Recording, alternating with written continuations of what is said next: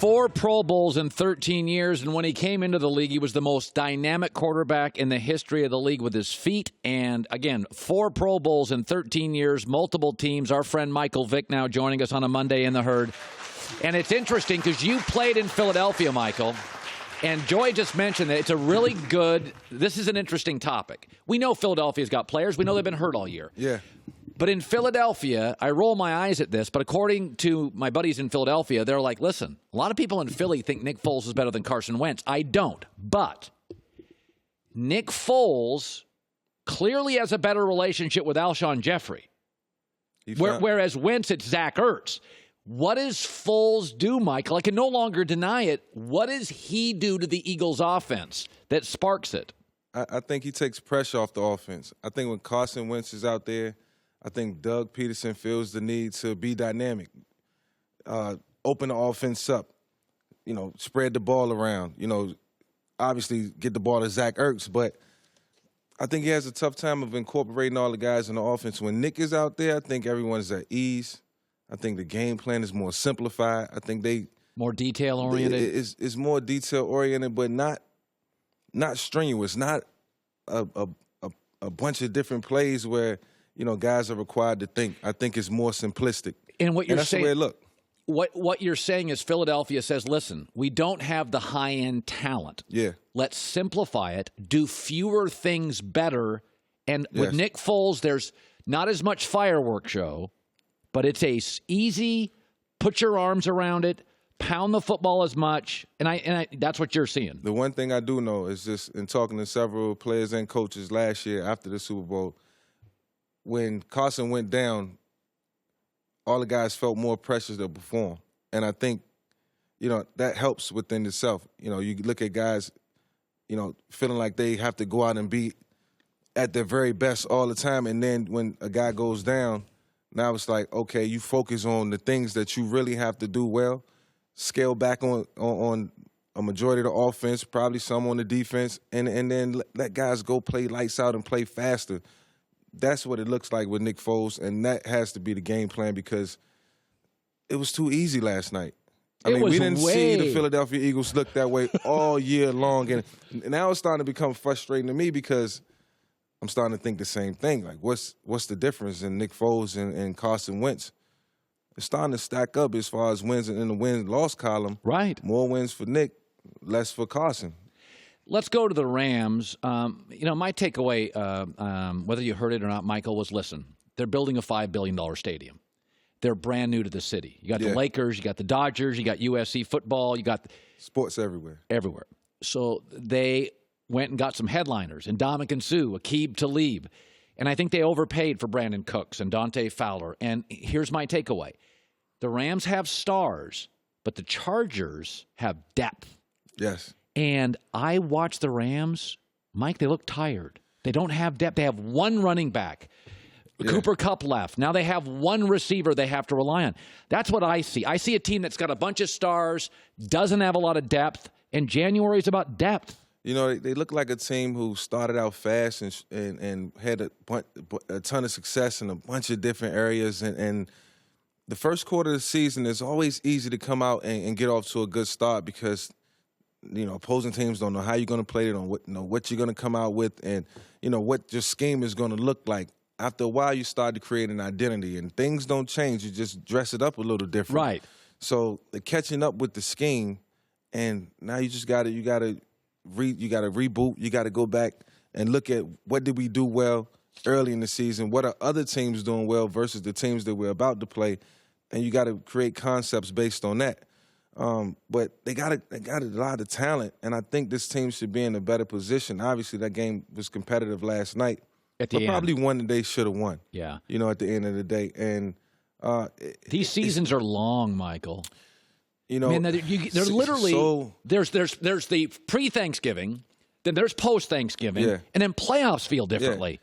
Yeah. It's inevitable for guys to not feel fatigued at the end of the season.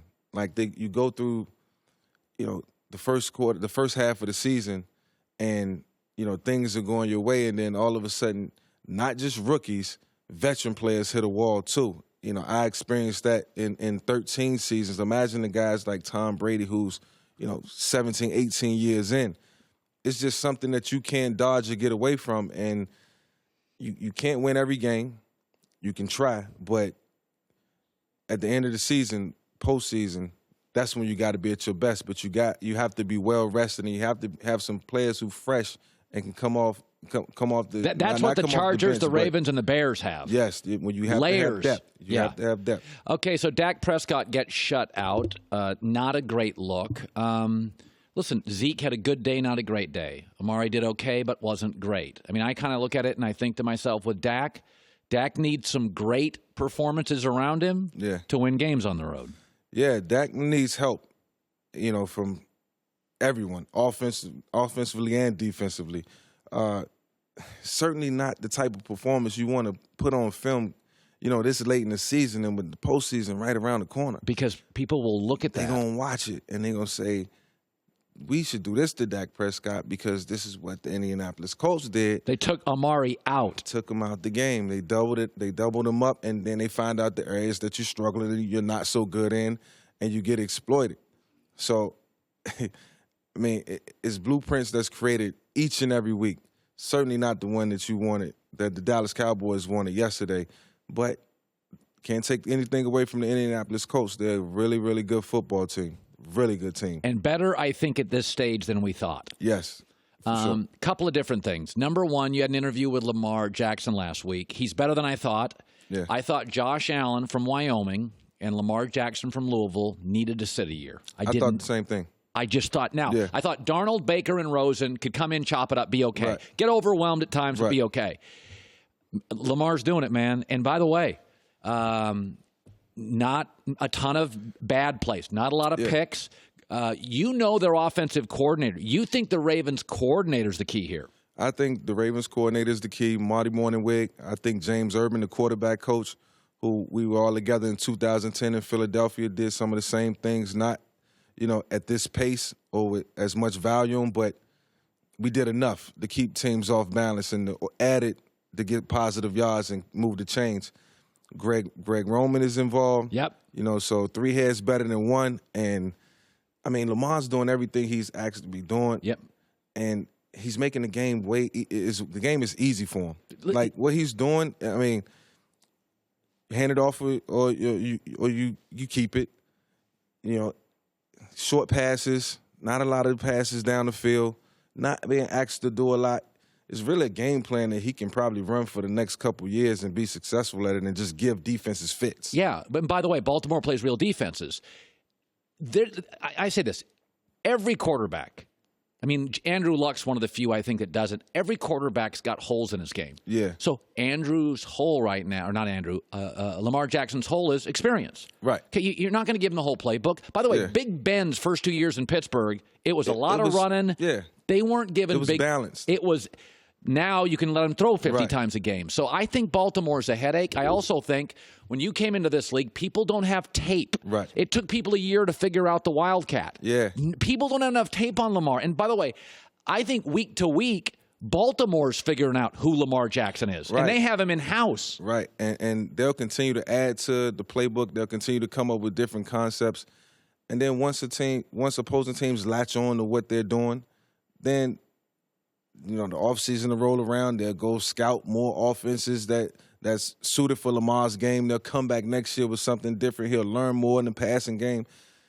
Then it becomes a situation of how do we, incorporate more passing game into the run game, or do we even bother with, allowing him to pass more? Let's do what he's comfortable with. And I think, that's the most important thing right now. They're doing the things that getting them out of the stadiums with a win and making Lamar successful and not putting a ton of pressure on the offense or the defense. Yeah, I don't want to see him running 18 times a game. I'd rather he's in the 8 to 12. But I think some of this is sustainable. Running over 15 times to me is not sustainable. Yeah. All right, New England, Pittsburgh. What was your big takeaway from the game?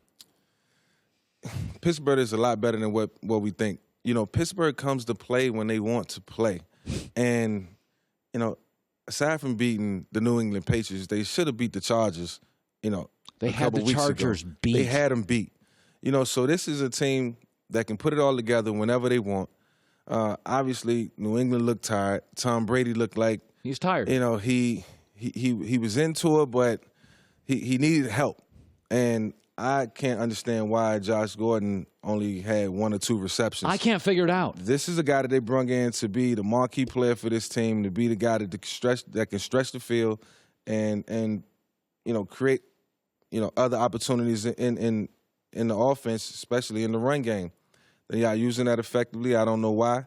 But the Pittsburgh Steelers did what they needed to do at a critical moment in the season. Yeah, for the record, if you go look at the Steelers this year, when they played the Chargers, it went down to the wire. Yeah. They beat New England. So this is what Pittsburgh does. As Joey knows, being from Pittsburgh, the big games, they rise to the moment. Yeah. Some of this is on Big Ben. I mean, I'll be honest with you. Yeah. Some of this is on Big Ben. He is not as laser-focused as other players in this league, and he sometimes shows up on Sunday, and it feels like for the first half, he's messing around, and he's going off script, and I thought he was really focused late. Yeah, and then they had running game yesterday, and that created the balance that we talked about yesterday on our show that they needed, 145 yards rushing. That helps. Yep. That pays dividends. Mike, great seeing you. 13 years for Pro Bowls. Mike Vick, thanks, buddy. Thank you. Hi, everybody. Thanks for watching. Subscribe here to get the latest from the show. Also, be sure to check out more of the best clips from The Herd or go watch a few segments from other shows on FS1.